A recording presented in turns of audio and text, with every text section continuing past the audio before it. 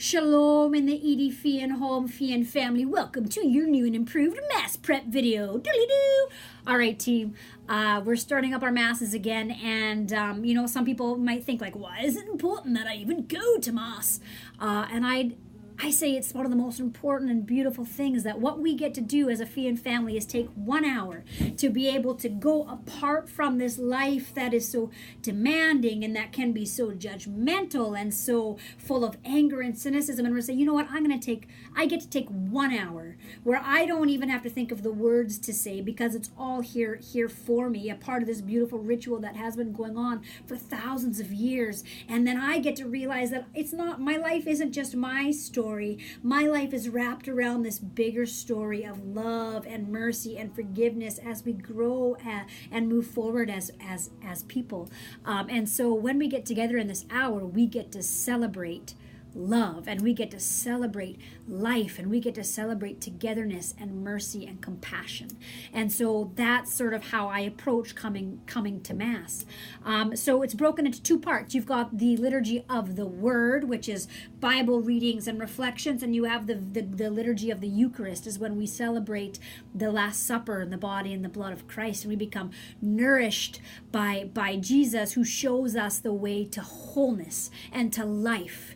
And to perfect forgiveness and acceptance and opening our hearts, continually pulling us forward. So the liturgy of the words, you have the priest does an opening and he'll say, the peace be with you, and you say, and with your spirit, which is beautiful, because we have to be able to wish each other peace. And in Mass, even if you don't know the person, you wish them peace. You wish them God's peace. And even if maybe you do know the person and you struggle with that person, but in that moment you can say, I wish you God's peace. And that's so important to be able to do, especially in our culture that teaches, well, if this person slaps me, then I'm going to be like, boom, and I slap him back.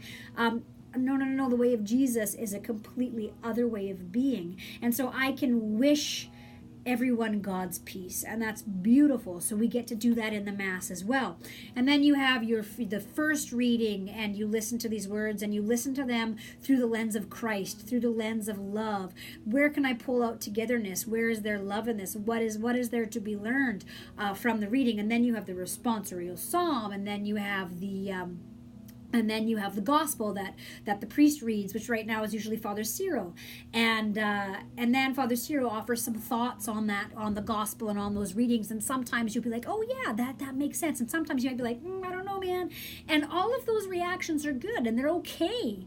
But to be able to really stay engaged and try not to flick off, because our world teaches us that, like, if something makes you upset or whatever, just blink, turn off and don't. And so, but the Mass, we're engaged to walk together, continually connected to each other. And so then we go into the liturgy of the Eucharist, and here we share a meal together, and that's beautiful. This meal of the body and blood of Christ, this meal, this complete and whole love. We get to honor that and say, may I be that in my life. May I be able to try to realize that my life is so deeply connected to everybody. And to all of this world that has been going on since the beginning of the time. My story is wrapped around that story. And in that you realize you can do the next hour, and you can live, because we are so deeply connected. And then at the end of Mass, we're called to then take that love, take that beauty, take that connection, and take it out with us into the world. And that's transformation, and it's absolutely beautiful. So I look forward to celebrating Mass with you. Grace and peace. Mic drop.